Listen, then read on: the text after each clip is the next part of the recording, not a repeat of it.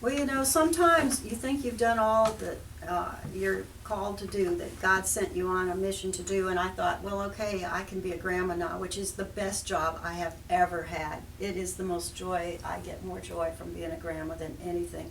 I mean, this was a big deal. That was just a great, great experience. But being a grandma, man, that's something really important. But while my husband is going to be focusing on being a grandpa, I have chosen to take this path. Now, this is something that I've prayed on for some months, and July 11th, I went to the Shreveport Sun, and I said, look, I am going to do this thing. I am going to run for district attorney. And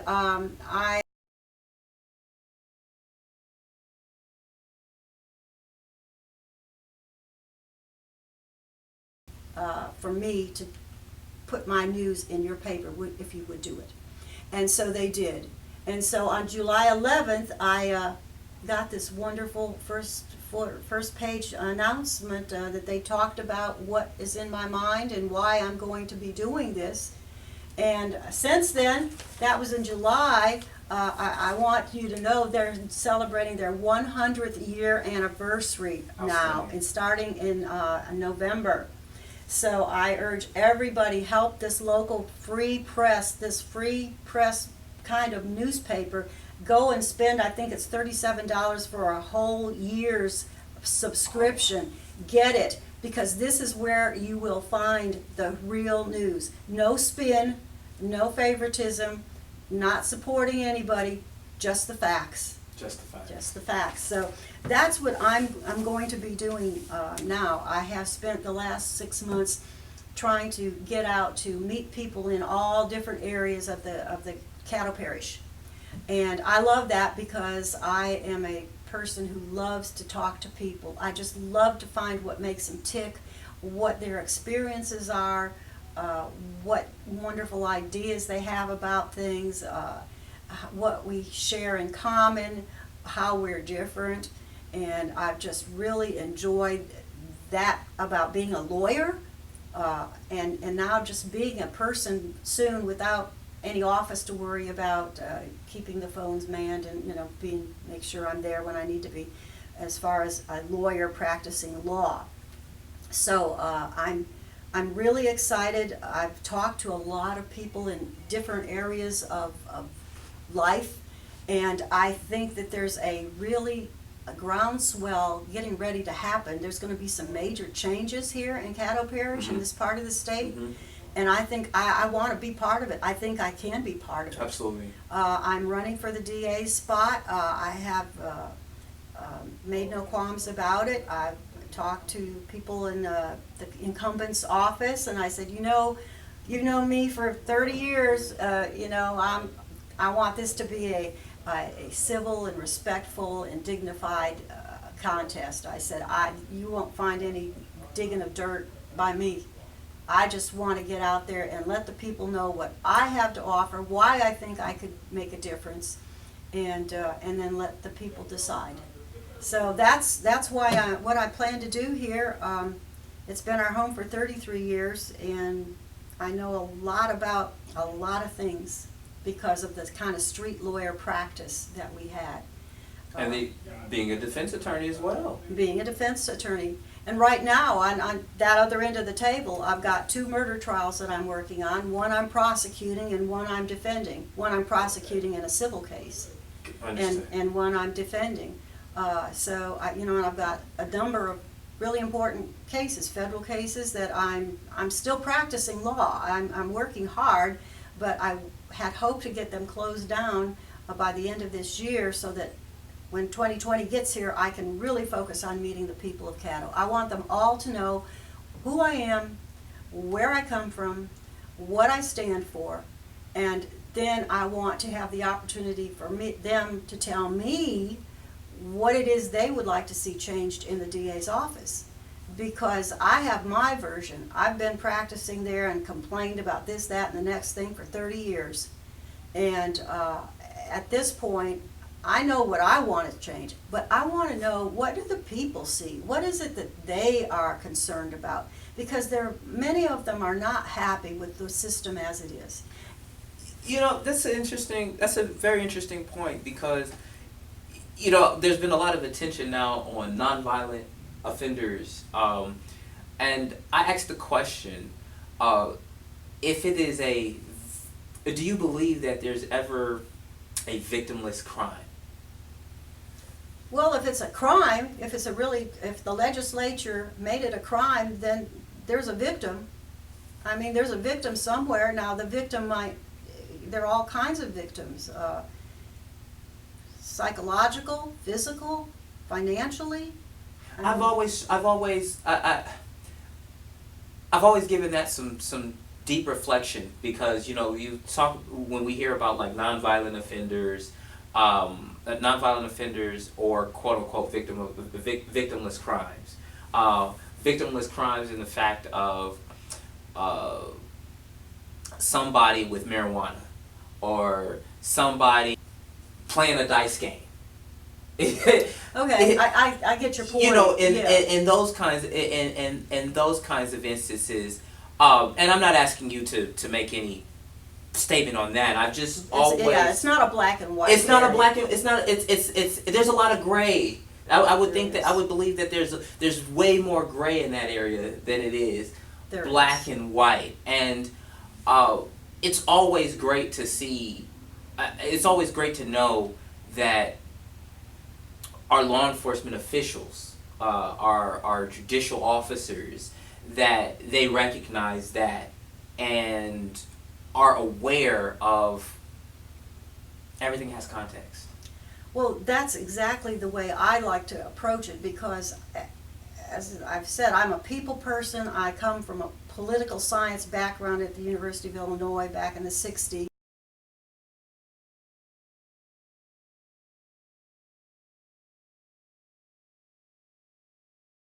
You know, it's that political science. Back then in the 1960s when I was at the university, I thought maybe I should be a United States Senator. That would be pretty cool. But then on the next day, I said, you know, I still really think I really want to be a nun. And so I was talking with Sister Agnes Cunningham, who would fly in from Chicago to Champaign-Urbana, and talk to her about that. So you can see I was very ambivalent. And then I met Harold Gilley in his Air Force ROTC uniform. And I thought, now this is another third thing that I might need to do. Right. And so nothing is ever final until we breathe our last. Absolutely. You know, and life is only fun if it's constantly changing. You know, life just if it's not changing, it's might as well be dead. It is dead. You strike me as a woman of great faith. My faith is very important to me. My spiritual life is very important to me. I'm a Catholic, a cradle Catholic up in Illinois. You know, I was at the Slovak church in my town. There were 16,000 people. We had our Slovak church, our Italian church, our German church, and our Polish church. I think there's another one because Polish was St. Casimir's. So we all had, you know, and if you were Catholic, you all went to a Catholic school, and so it was a different life for me up there. We had, I think, maybe 10 African-American families in the whole town. Wow. And it was a different life. Right. And so you can imagine when I went to the University of Illinois with 30,000 students, it was like, whoa, what is this kind of place? You know, it was like thrown from... Yes. So it was so exciting. It was so exciting because there were always speakers coming from all over the world to talk about every kind of thing you could think of, and I just got as much as I could. I just kind of soaked it up, and so that's what I'm doing right now. I'm just kind of soaking up everything that the people of Caddo Parish are talking about, what they would like to see. I'm really disappointed to hear so many of them say, especially the young people, it doesn't matter. It doesn't matter, Miss Gilley. We just keep voting and nothing changes. And I said, well, I understand that. I agree. I've wasted some votes too. But you have to stand up and make a stand somewhere. You have to believe that things can change. As long as there's still breath and life in it, it can be changed. We can do that. But we have to all put our heads together. We have to all work together We have to listen to each other.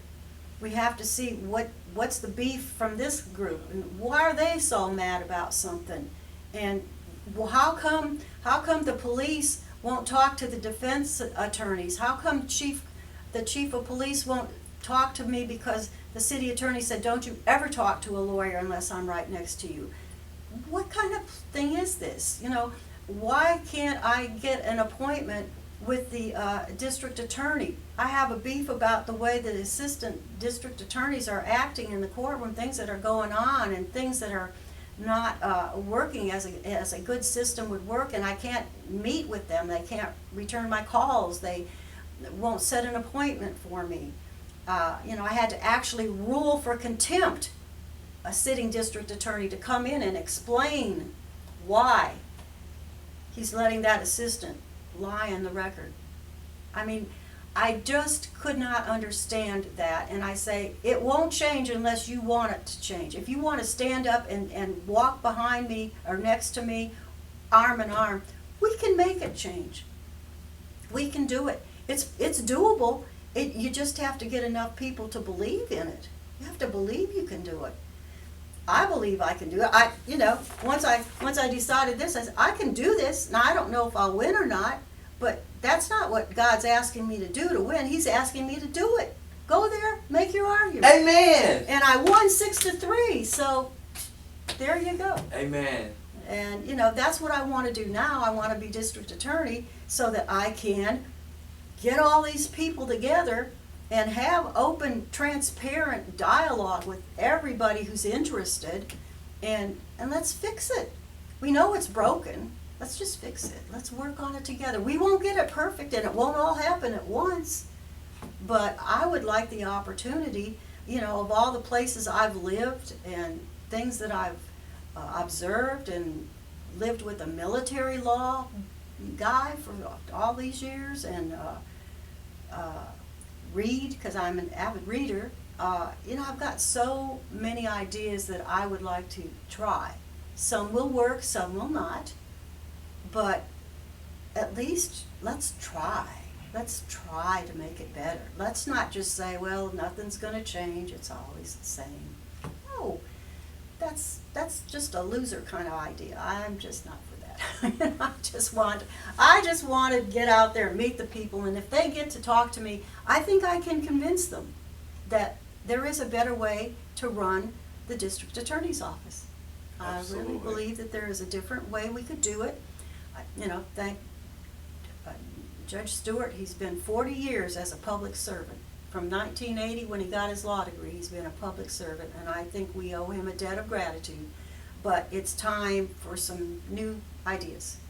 Absolutely. And that's what I'm aiming to do. So I thank you for the opportunity to get my message out there, because it's hard to get the message out there. I mean, people really don't read newspapers, and they don't watch a lot of TV about it, and I'm sort of an old gal who didn't grow up with computers, and I don't know all of this stuff about electronic media, and that's why I'm so grateful that you were gracious enough to say, well, I can put your message out there, and I just hope that whenever you get the word from people, well, why don't you ever talk about this or that?